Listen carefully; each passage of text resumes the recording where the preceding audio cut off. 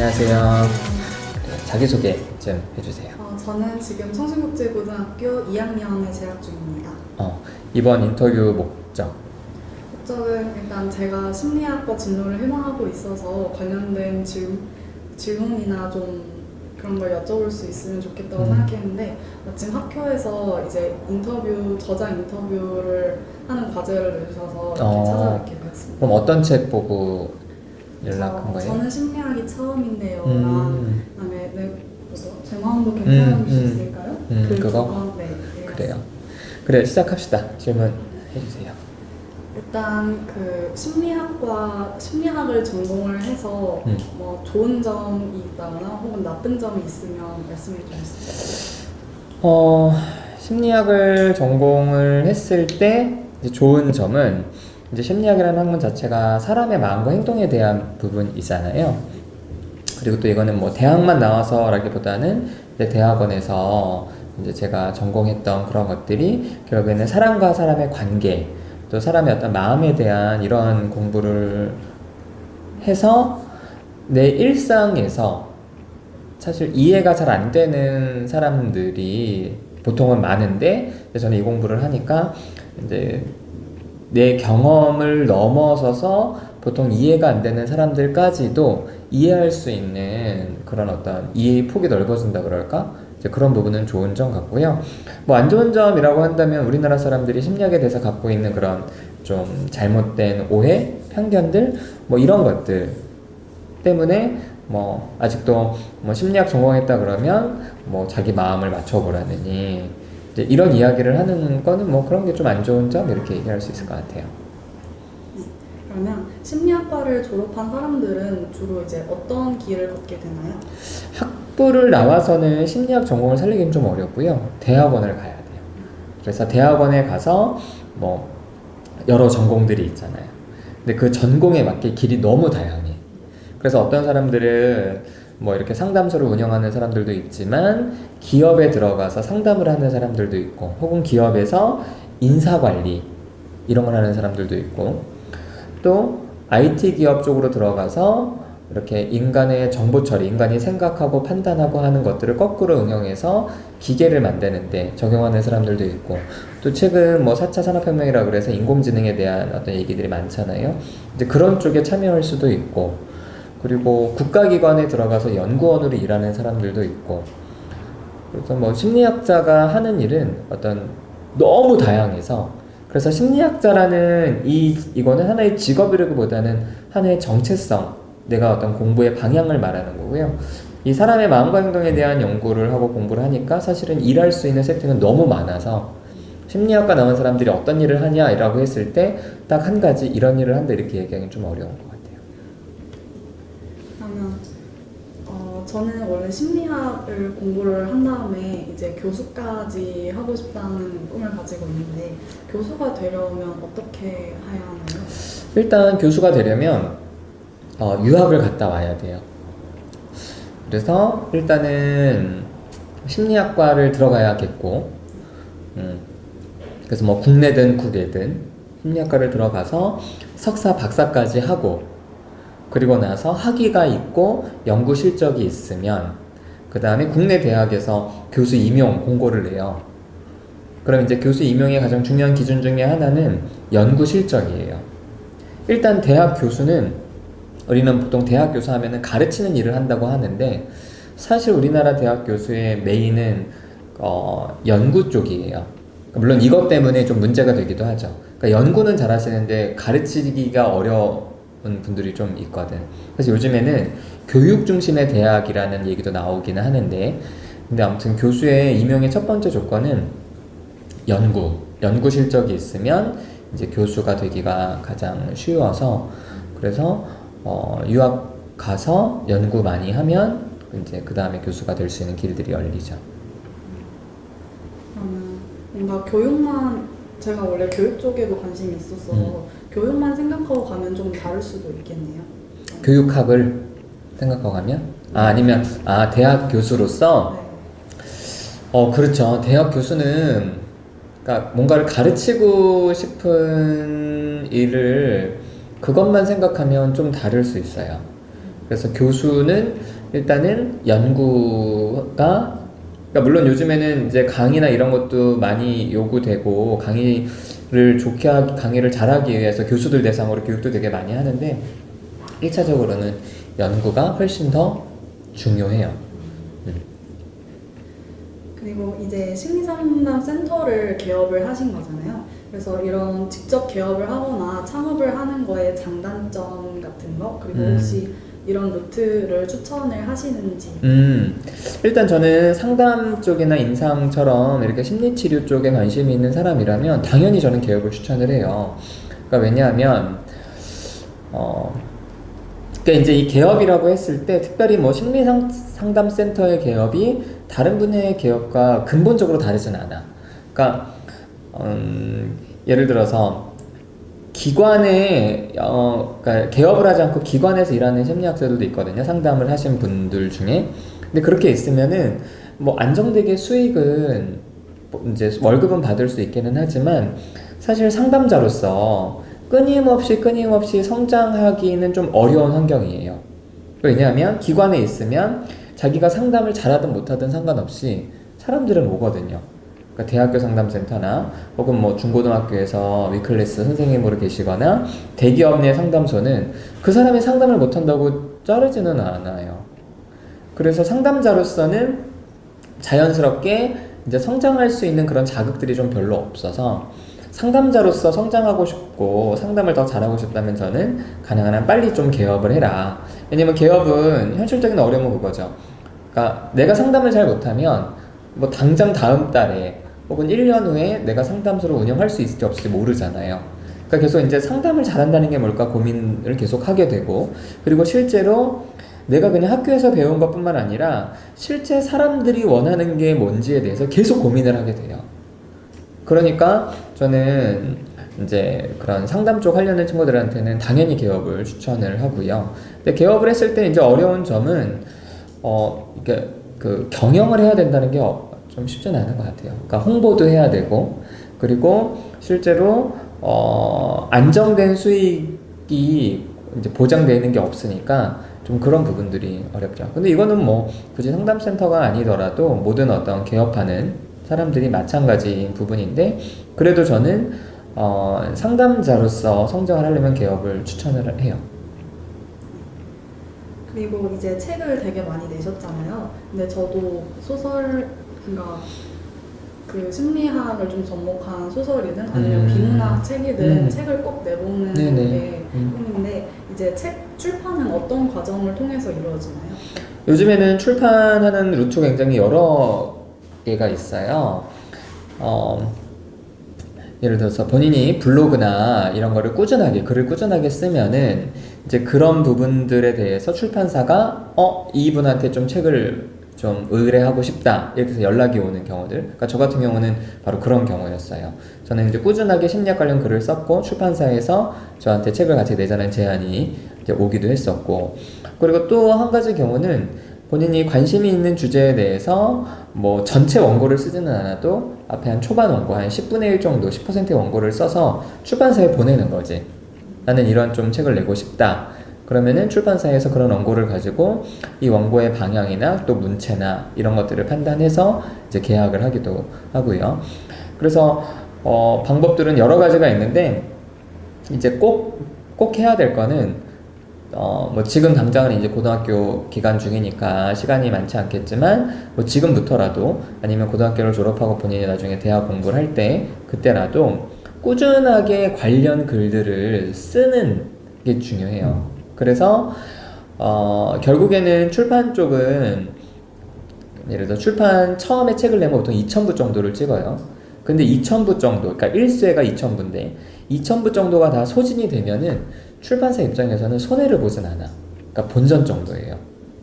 그런데 글을 아주 못 쓰는 게 아니라면 2,000부는 어느 정도 소진이 되거든. 그러니까 출판사 입장에서는 가만히 앉아서 인건비 나가는 것보다 계속 출판사 시스템이 돌아가는 게 좋잖아요. 그래서 출판사 입장에서 책을 내는 거는 사실은 그러니까 아주 작가가 대단하지 않아도 웬만하면은 책을 출간하려고 해요. 근데 이제 그럴 때 중요한 게 그 사람이 그동안 글을 꾸준하게 쓰는 그런 필력이 있는 사람이냐 이런 거를 판단을 하지. 그래서 아무리 뭐 글을 탁월하게 잘 써도 뭐 선생님 그동안 쓰신 글들 좀 볼 수 있는 블로그나 이런 게 있을까요? 라고 출판사 쪽에서 얘기를 했을 때 그런 게 없는데요 하면 출판사 쪽에서는 뭐 이 사람이 글을 어떻게 쓰는지도 모르고 꾸준하게 쓸 수 있는지도 모르는데 맡기지는 않죠. 그래서 꾸준하게 자기 글을 써놓으면 기회는 자연스럽게 오게 되는 것 같아요. 그리고 이제 강연도 하시고 상담도 하시고 책 집필도 하시는데 이 일을 하시는 게 많잖아요. 그래서 시간 분배는 어떻게 하시나요? 일단 저는 뭐 상담자라는 정체성보다는 이제 칼럼니스트라는 정체성이 더 저한테는 중요해요. 그래서 상담도 개인 상담은 하지 않고 이제 집단 상담만 저희 센터에서 이제 진행을 하고 있는데 그래서 먼저 뭐 시간 분배는 우선순위는 이제 강의 그리고 글쓰기 이렇게 돼요. 근데 사실은 순서로 보자면은 이제 글쓰기인데 글쓰기는 내가 시간을 짬내서 쓸 수 있잖아. 근데 강의는 요청되는 시간이 있으니까. 그래서 외부에서 강의 의뢰가 오면은 그거를 소화하면서 시간이 날 때 계속 이제 글을 쓰죠. 그리고 우리 센터에서 하는 집단은 이제 그건 고정된 시간들이 있거든.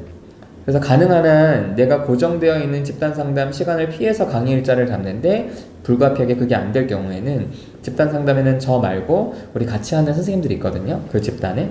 근데 그 선생님들에게 맡기고 이제 저는 집단한테 양해를 구하고 이제 가끔 집단을 좀 빠지기도 해요. 그래서 이제 외부 강의 때는 그렇게 하기도 해서 그래서 사실은 뭐 글 쓰고 강의하는 일이 저한테 있어서는 시간을 가장 많이 쓰는 일이고 고정된 스케줄로 집단을 소화하기 때문에 가능한 한 그 시간들을 좀 지키려고 하는 부분들이 있죠. 그 책을 출판하시면서 가장 기억에 남았던 일은 무엇인가요? 책을 출간하면서 기억에 남는 일 내가 책을 내기 전부터도 이렇게 대형 서점에 가는 거를 좋아했었거든요. 근데 이제 책이 나오고 처음 나왔을 때 이제 서점에 그게 이제 서점에 깔렸다는 얘기를 듣고 갔었죠. 그랬을 때 그 수많은 책들 사이에 내가 낸 책이 있었을 때 그때 처음 그때 기억이 되게 많이 남아요. 그게 되게 좀 뿌듯하고 되게 신기하고 그랬던 것 같아요. 그리고 인터뷰를 학생들 인터뷰를 많이 하시잖아요. 그래서 진행하시면서 되게 가장 인상에 남았던 질문 같은 게 있나요? 학생들 인터뷰하면서 그 학생들 중에 뭐 이렇게 이제 어떤 내가 센터 개업을 해서 운영을 한다는 거든지 글 쓰고 강의하는 일에 대한 질문들은 되게 많이 보편적이에요. 근데 그래서 그런 질문들은 그냥 늘 있는 질문이니까 좀 비슷한데 그런 것보다 뭐 고등학생들한테 한마디 어떤 얘기를 좀 인생 선별해서 해주고 싶냐 이런 질문들을 좀 기억에 남아요.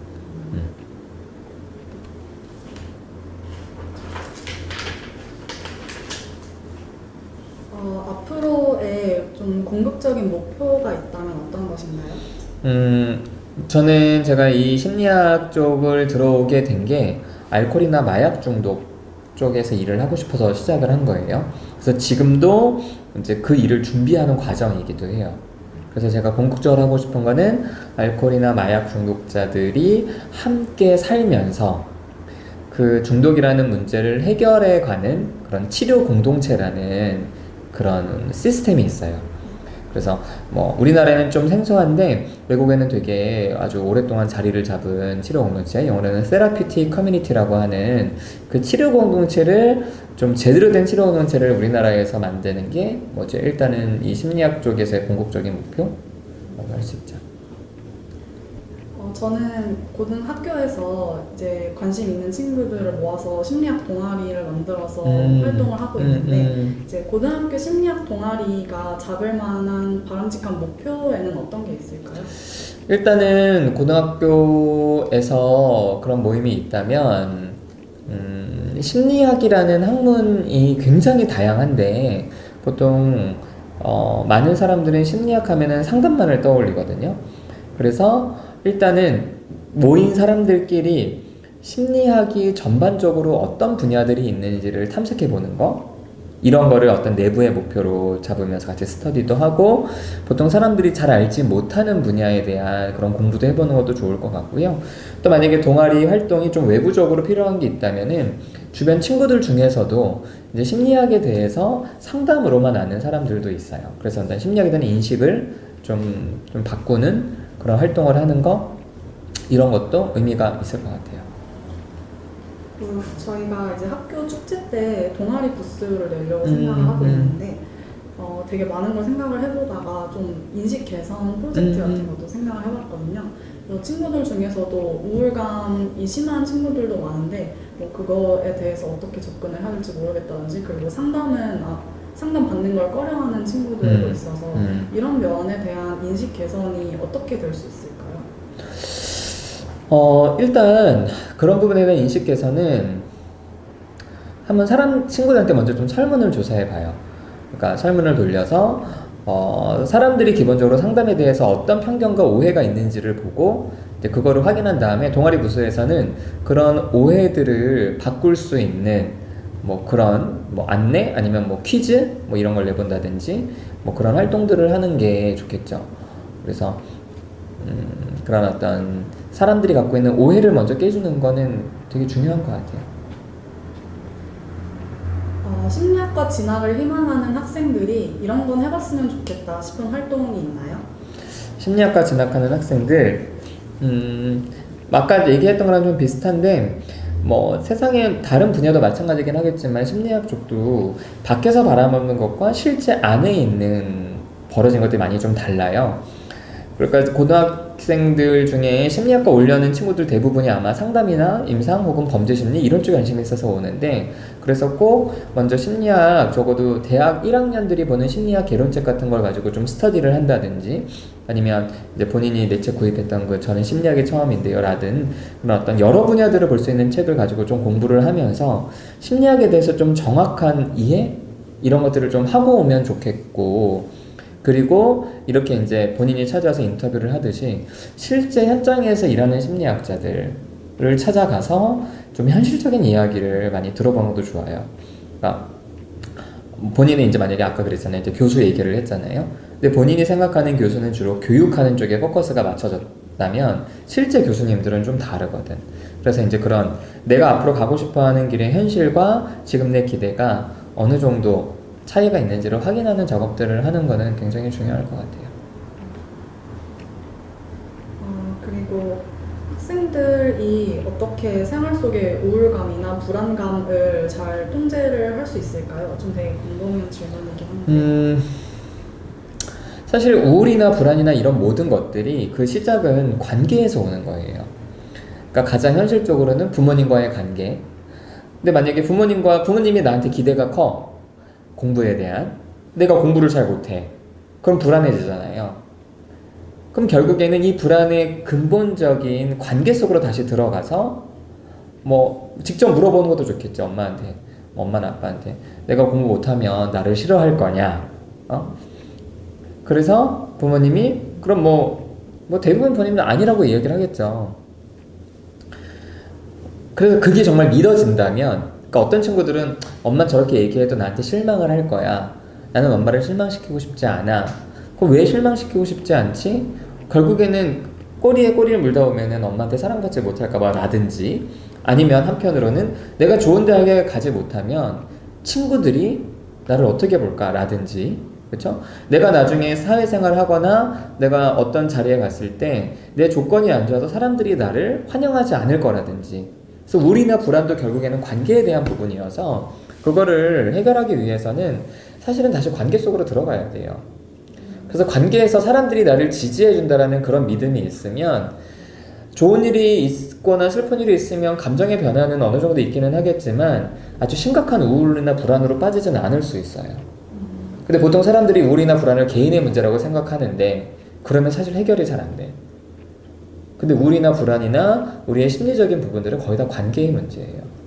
그래서 관계 속으로 다시 들어가는 게 좋겠고, 그런 관계 속으로 들어갈 수 있는 가장 좋은 방법 중에 하나가 내 주변 사람들과의 관계 속으로 들어가는 것도 좋지만 사실 주변 사람들은 뭐 그런 어떤 반응들을 정확하게 안 해줄 수 있거든요.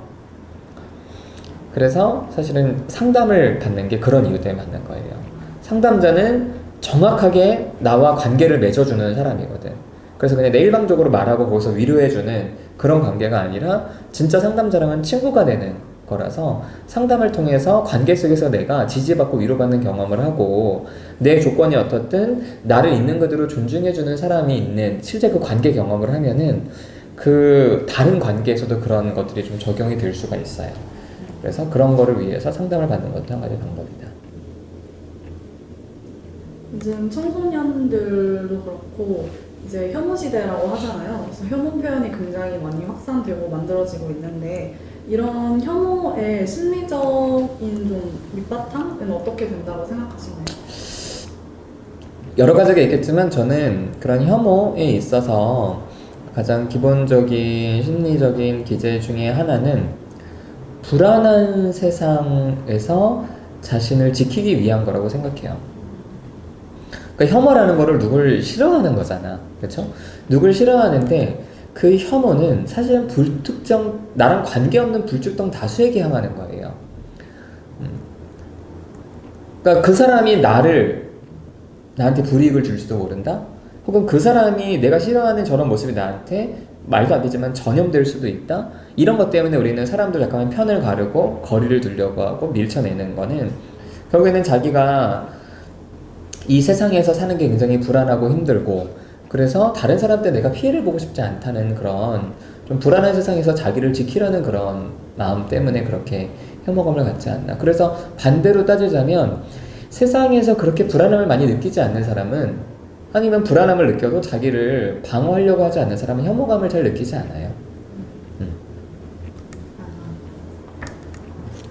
그리고 심리학자로서 저희나 우리나라의 교육 시스템에 대해서는 어떻게 생각하시나요? 사실 교육 시스템은 뭐 한마디로 마음에 안 들죠. 마음에 안 드는데 이거는 단지 교육의 문제가 아니라 우리나라가 좀 문화의 문제예요. 그러니까 개인보다는 끊임없이 집단 속에서 서로를 비교하며 살기 때문에 그런 부분에 있어서는 어떤 교육 자체의 문제로 문화 자체가 좀 바뀌어야 되는 건 거죠. 그러니까 예를 들어서 본인이 나중에 좋은 대학에 가지 못했더라도 본인이 선택한 본인의 삶을 스스로 만족할 수 있어야 되는데 사실 주변에서도 끊임없이 비교하고 또 그걸 가지고 내가 평가를 당한다고 생각을 하니까 놀 수가 없는 거잖아요. 그러니까 교육 정책이 아무리 많이 바뀌더라도 기본적인 문화가 바뀌지 않으면 사실은 이런 큰 틀은 바뀌기 힘들어요. 그래서 우리가 뭐 그런 큰 틀을 한 번에 바꿀 수 없기는 하겠지만 그 시작이 있다면 일단 본인부터 스스로를 다른 사람과 평가하지 않고 내가 진짜 원하는 거를 찾아가는 그런 과정을 본인이 계속 노력하고 그리고 본인이 나중에 기성세대가 됐을 때 혹은 부모가 됐을 때도 본인이 주변 친구들이나 본인 자녀나 주변 사람들을 단순하게 너는 이것보다 더 잘할 수 있다느니 제가 너보다 더 괜찮다느니 이렇게 평가하고 하는 게 아니라 정말 사람을 그러니까 물건처럼 비교하는 게 아니라 사람을 사람으로 볼 수 있는 그런 마음 자세를 가져야겠다고 결심하는 게 나는 그런 어떤 우리나라 문화 더 나아가서 교육까지도 좀 바꿀 수 있는 그런 좀 시작이 되지 않을까 생각해요. 그리고 이제 되게 큰 화두가 4차 산업혁명이잖아요. 심리학은 4차 산업혁명 시대에 어떤 의미를 갖고 어떤 방향으로 나아가야 할까요? 사실 심리학의 분야들이 너무 다양해서 심리학이라는 어떤 그런 전체 큰 학문에 대해서는 좀 얘기하기가 어렵고요. 일단 심리학에서도 주로 인간의 정신과정에 대해서 뇌에 대해서 연구하는 그런 실험심리 쪽이나 이쪽은 인공지능이나 빅데이터 시대와 맞물려서 사실은 굉장히 더 많이 발전을 할 거예요. 결국 인공지능이라는 거는 사람이 생각하는 방식으로 생각을 해야 우리 사람들 사회에서 잘 녹아들 수 있으니까 그래서 직업적으로는 그런 인간의 정신과정 자체를 연구하는 인지심리나 생리심리학자들은 더 많이 발전을 하게 될 거고 그리고 뭐 이제 응용 쪽으로 넘어와서 뭐 저처럼 이렇게 이제 현장에서 사람들을 만나서 이야기를 하는 이런 이제 사람들 경우에는 지금도 미국에서는 그런 그 상담 로봇이 있거든요. 그러니까 뭐 채팅 로봇, 챗봇이라고 하잖아. 그런 것처럼 이렇게 이제 상담하는 사람들의 이렇게 말 표현이나 반응이나 이런 것들을 다 프로그램화 시켜서 인공지능에 상담을 하기도 해요, 미국에서는. 그래서 우리나라에서도 머지않으면 그러니까 실제로 그걸 개발하시는 분들도 있고, 그러니까 예를 들어 친구랑 이제 채팅을 뭐 이렇게 톡을 한다든지 할 때 이제 그렇게 반응을 내가 뭐 야 너 요즘 힘들어 하면은 친구 반응들이 사실은 거의 뻔하잖아요. 너 무슨 일 있어? 근데 그거를 친구가 아니라 기계, 로봇이 해줘도 사람들은 그 정도의 어떤 해소는 할 수 있기 때문에, 그래서 일단은 상담 쪽도 그렇게 어떤 4차 산업혁명 시대에 일자리를 잃게 될 거라는 생각이 들어요. 그런데 이제 한편으로는 좀 정말 수동적으로 내담자랑 거리를 유지하면서 나 그래 너 진짜 힘들구나 그래 힘내라 이렇게 하는 거는 이제 그만큼 로봇이 더 빨리 대체할 수 있기는 하겠지만, 예를 들어서 본인도 아마 그럴 거야. 그냥 좀 안 친한 친구가 힘들어해. 그러면은 힘내라고 하잖아요. 근데 혹시 형제가 있어? 네.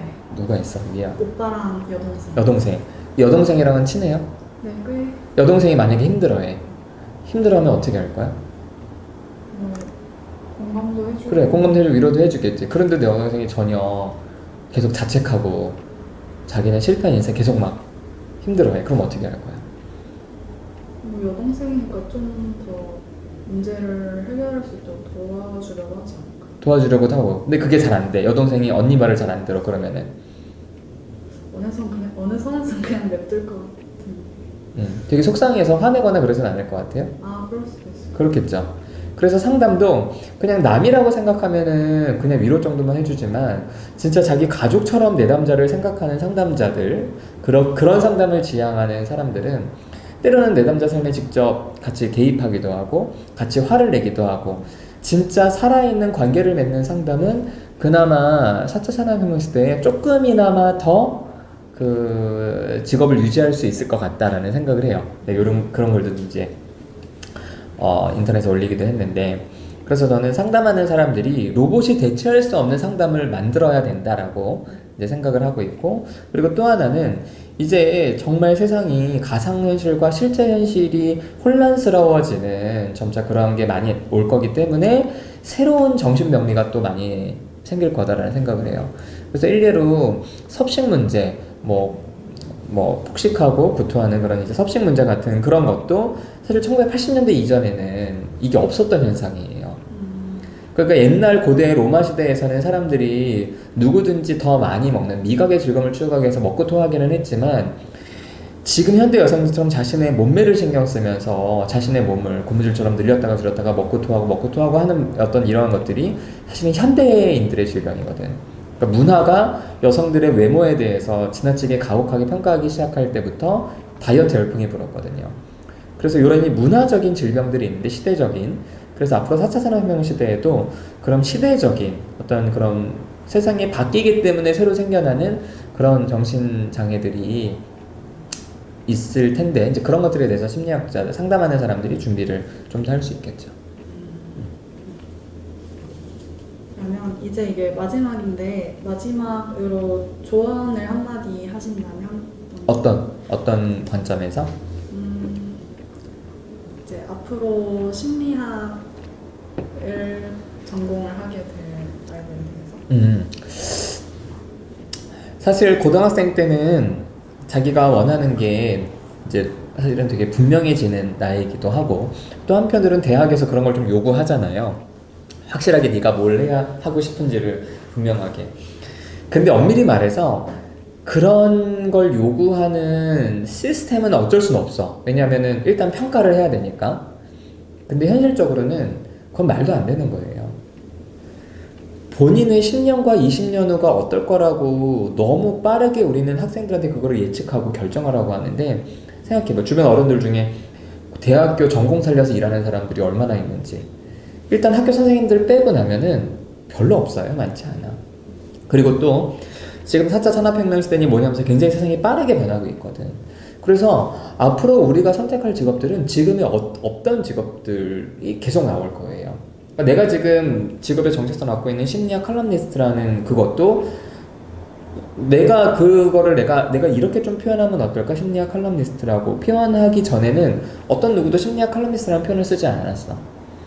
그래서 이제 앞으로 심리학 전공을 해서 이런 일을 내가 하고 싶다라는 거는 일단은 뭐 대학을 가기 위해서라도 일단은 명시적으로 있어야 되긴 하겠지만 사실 마음속으로는 끊임없이 열려 있었으면 좋겠어요.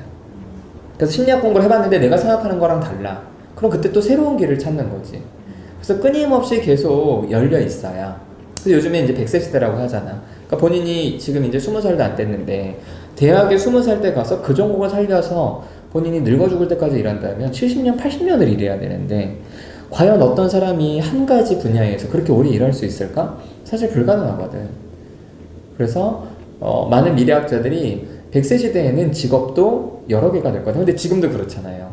요즘 사람들도 뭐 기업에 한 50대까지 다니고 그 이후부터는 다른 걸 준비하듯이 앞으로 본인의 삶에서는 되게 여러 가지 일들을 하게 될 거라고 생각을 하고 그런 것들에 대해서 열린 마음을 갖는 게 굉장히 필요하다 생각해요. 준비해온 질문은 여기까지. 그래요. 수고하셨습니다.